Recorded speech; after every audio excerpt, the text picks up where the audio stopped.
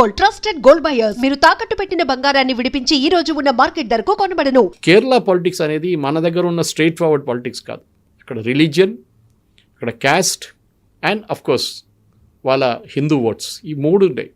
హిందువులు అక్కడ యునైటెడ్గా ఓట్ చేయరు, ఇప్పుడు స్ప్లిట్ అవుతారు మూడు ముక్కలుగా. అంటే 43, 44 ఉంటే 1/3 BJP, 1/3 Congress, 1/3 CPM. CPM problem ఏమవుతుందంటే కవిత గారు, ఇప్పుడు వాళ్ళ మన నెక్స్ట్ స్లైడ్కి వచ్చిన అదే ప్రాబ్లం. నెక్స్ట్ జనరేషన్ లీడర్స్ రావట్లేదు. వీళ్ళది లీడర్షిప్ స్కూల్ లెవెల్ నుంచి బిల్డ్ అవుతుంది. పినరాయి విజయన్, గోవిందన్ మాస్టర్, వీళ్ళందరూ కాలేజ్ లెవెల్ నుంచి, ఎస్ఎఫ్ఐ నుంచి వచ్చారు. వీళ్ళందరూ అట్లనే గ్రో అవుతారు పార్టీలో. సో కాడర్ బేస్ పార్టీ అంటాం చూడండి, ఇదే కాడర్ బేస్ పార్టీ. కానీ ప్రాబ్లం ఏంటంటే లాస్ట్ ఒక 10-15 సంవత్సరాల్లో కేరళలో ఉన్న అబ్బాయిలు అమ్మాయిలు కేరళ నుంచి బయటికి వెళ్ళిపోతున్నారు. మీరు చెప్పొచ్చు, మీరు కూడా నేను కూడా ఉన్నా అంటే నేను ఎప్పుడో వచ్చాను హైదరాబాద్కి, 65లో వచ్చాను నేను. కానీ మా ఫాదర్ ఇక్కడ పోస్టింగ్ అయినప్పుడు రైల్వేలో. అది కాకుండా ఇక్కడున్న కేరళలో ఉన్న ఆపర్చునిటీస్ అస్సలు లేవు, జాబ్స్ లేవు, కంపెనీలు లేవు. వెస్ట్ బెంగాల్ వర్షన్ 2 కేరళ, ఉద్యోగాలు అస్సలు లేవు. ఏ కంపెనీ వచ్చినా కానీ వాని అక్కడి నుంచి ఎట్లా తరిగొట్టాలని చూస్తారు. ఫస్ట్ రోజే జెండా పెట్టేస్తారు కమ్యూనిస్ట్ వాళ్ళు వచ్చి, లేకుంటే కాంగ్రెస్ వాళ్ళు పెడతారు. వీళ్ళిద్దరు ఒకటే, మన కమ్యూనిస్ట్ వాళ్ళు ఒక్కడే తిట్టక్కర్లేదు, కాంగ్రెస్ వాళ్ళు కూడా అదే పని చేశారు.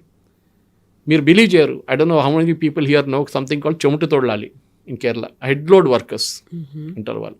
ప్రతి విలేజ్లో ఒక హెడ్ లోడ్ వర్కర్స్ ఉంటారు, 10 మంది యూనియన్ వాళ్ళు. రెడ్ కలర్ టర్బన్ కట్టుకొని బ్లూ షర్ట్ వేసుకొని ఉంటారు అక్కడ. అది either AITUC or INTUC or CITU, వీళ్ళ అఫిలియేషన్లో ఉంటారు వాళ్ళు. మీరు మీ ఇంటికి ఫర్ ఎగ్జాంపుల్ ఒక సోఫా సెట్ కొనుక్కొచ్చారు, దాని విలువ ఒక 45,000, 50,000 పెట్టుకుందాం. మీరు ఇంటికి తీసుకొచ్చిన తర్వాత మీరు దాన్ని అన్లోడ్ చేయాలంటే మీరే అన్లోడ్ చేయాలి. మీ డ్రైవర్ కూడా హెల్ప్ చేయకూడదు, మీ ఇంట్లో ఉన్న పని మనిషి కూడా హెల్ప్ చేయకూడదు. అప్పుడు యూనియన్ వాళ్ళకి తెలిసిపోతుంది, వాళ్ళు అదే రూట్లో కూర్చొని చూస్తారు. వాళ్ళకి ఇమీడియట్ ఫోన్ కాల్ వచ్చేస్తుంది, వాళ్ళు మీ ఇంటికి వస్తారు.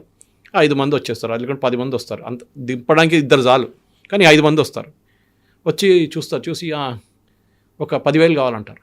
మీరు అంటారు 45,000కు కొనుక్కున్నాను, ఇక్కడి నుంచి తీసి అక్కడ పెట్టడానికి 10 ఫీట్ దూరం పెట్టడానికి రూమ్ లోపలికి 10,000 అంటే, లేకుంటే రిటర్న్ పంపించేసేయండి. చాలామంది ఫ్రస్ట్రేట్ అయిపోయి దానికోసం కేరళ నుంచి వెళ్ళిపోయారు. ఈ యాటిట్యూడ్ చెమట తోడాలి. దీని గురించి నిర్మలా సీతారామన్ గారు పార్లమెంట్లో మాట్లాడారు. నోక్కు కూలి అని ఇంకో కాన్సెప్ట్ ఉంది కేరళలో. ఈ ట్రాక్టర్లు అన్నీ వచ్చే ముందు వీళ్ళందరూ మాన్యువల్ లేబర్ చేస్తారు కదా ఫార్మింగ్. ట్రాక్టర్ వచ్చిన తర్వాత వీళ్ళు చాలామంది అంటారు, మీరు 40 మంది బదులు మీరు ఇప్పుడు ట్రాక్టర్ వాడుకుంటున్నారు, 5 మంది కూడా పని లేదంటే ఒకడు అక్కడ కూర్చుంటాడు రోజంతా, ఒకడు పక్కన పొలం పక్కన కూర్చొని చూస్తాడు ఈ ట్రాక్టర్ పనిచేస్తుందంతా.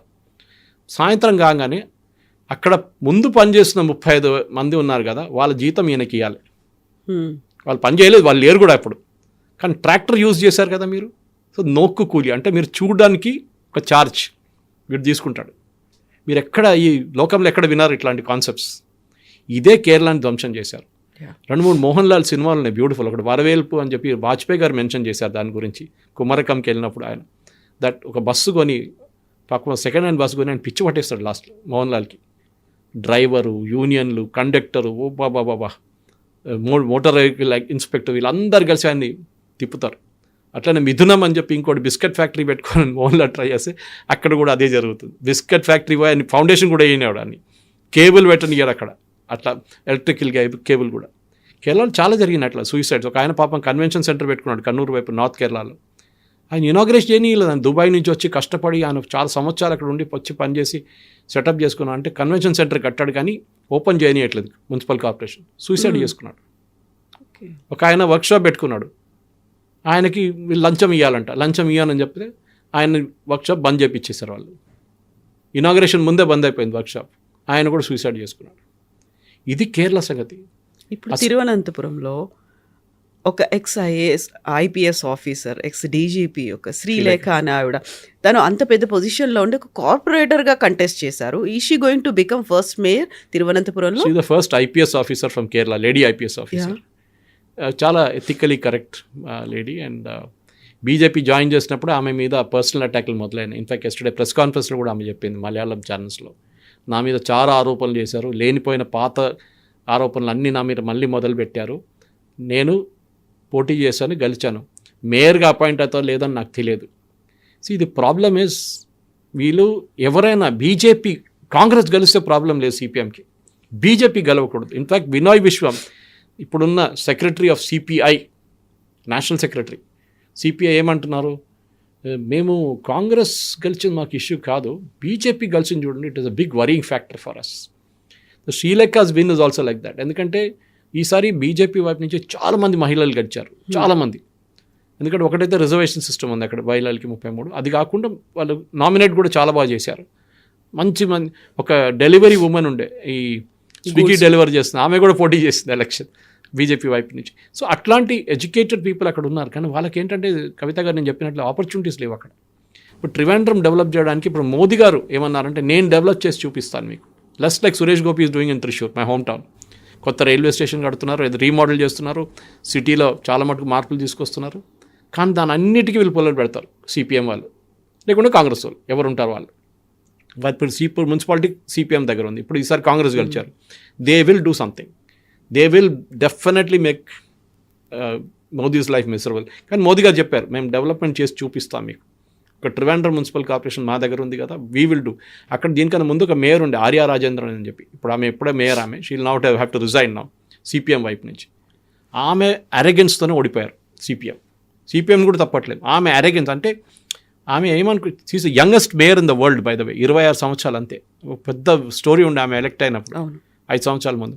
కానీ ఇప్పుడు ఏం జరిగింది, ఆమె అరెగెన్స్, ఒక బస్సు ఒకరోజు మున్సిపల్ కేఎస్ఆర్టీసీ బస్సు ఆమె కార్ని ఓవర్టేక్ అని చెప్పింది, ఆమె ఆపి బస్ డ్రైవర్ని కొట్టారు, షీ అండ్ హర్ హస్బెండ్. ఆ రోజు డిసైడ్ చేసుకున్నారు కేరళ ప్రజలు, ఎస్పెషల్లీ ట్రివాండ్రం వాళ్ళు, వీళ్ళని ఎప్పుడు కలిపేయకూడదు, వీళ్ళ అహంకారం అని చూడండి, అది కిందకి దింపాలని చెప్పి ఈసారి కావాలని చెప్పి సిపిఎం 40 సంవత్సరాల తర్వాత ఫస్ట్ టైం కాంగ్రెస్ కూడా గెలవలేదు అక్కడ, ఫస్ట్ టైం 40 సంవత్సరాల తర్వాత బీజేపీ గెలిచింది అక్కడ. అంటే సిపిఎంని అక్కడ నుంచి కిందకి దింపారు వీళ్ళు. అంటే ఆ ప్రజలకి ట్రివాండ్రం ప్రజలు చూపించిన అదే ఏం చెప్తారు, ఒక డిసిషన్ ఉంటే ఇంకా కేరళలో ఉన్న మిగతా టౌన్స్ కూడా బాగుపడతారు. Unfortunately Thrissur despite Suresh Gopi being MP అక్కడ బీజేపీ గెలవలేదు. అక్కడ సీట్లు ఇంక్రీజ్ చేసుకున్నారు, కార్పొరేషన్లో వార్డులు ఇంక్రీజ్ చేసుకున్నారు, 12 అయింది ఇప్పుడు, కానీ గెలవలేదు అక్కడ, మెజారిటీ రాలేదు వాళ్ళకి, రాదు కూడా. ఎందుకంటే అక్కడ చాలా మటుకు it's CPI strong hold, not CPM. అది కాకుండా చర్చ్ ఇన్ఫ్లుయెన్స్ చాలా ఉంది. సో ఈ మణిపూర్ ఇన్సిడెంట్ తర్వాత, ఛత్తీస్గఢ్లో జరిగిన ఇన్సిడెంట్ తర్వాత చాలా మటుకు చర్చ్లో ఉన్న కొన్ని బిషప్స్ అంతా ఓపెన్గా కాంగ్రెస్ని సపోర్ట్ చేశారు దాంట్లో. సో కేరళ అనేది ఇట్స్ అ కాల్డ్రమ్ ఆఫ్ పాలిటిక్స్ అంటారు. ఇది అంత ఈజీ కాదు డెసిఫర్ చేయడానికి. ఎన్ని రిలీజియస్ గ్రూప్స్ ఉన్నాయో, ఎన్ని పొలిటికల్ గ్రూప్స్ ఉన్నాయో, ఎన్ని మైనారిటీ గ్రూప్స్ ఉన్నాయో దాంతో చూడాల్సింది. అండ్ ఒక నార్మల్ స్టేట్ లాగా కాదు కేరళ ఎలక్షన్ పర్ఫామ్ చేసేది. ఒకసారి లోక్సభకి ఒక రిజల్ట్ వస్తుంది, ఒకసారి అసెంబ్లీకి ఇంకో రిజల్ట్ వస్తుంది, ఇప్పుడు కార్పొరేషన్ రిజల్ట్ ఇంకోటి వచ్చింది. Yes, sir. And for more videos, Please subscribe to iDream. Please subscribe to iDream. Please subscribe iDream. And please subscribe to iDream. For more videos, subscribe to iDream. please like, share and subscribe to the channel. Congratulations, iDream. Subscribe to iDream. Subscribe to iDream. So subscribe to iDream Media. iDream ki iDream team andarki huge congratulations. Please subscribe iDream Media. Please subscribe to iDream. Subscribe iDream. Please subscribe to iDream.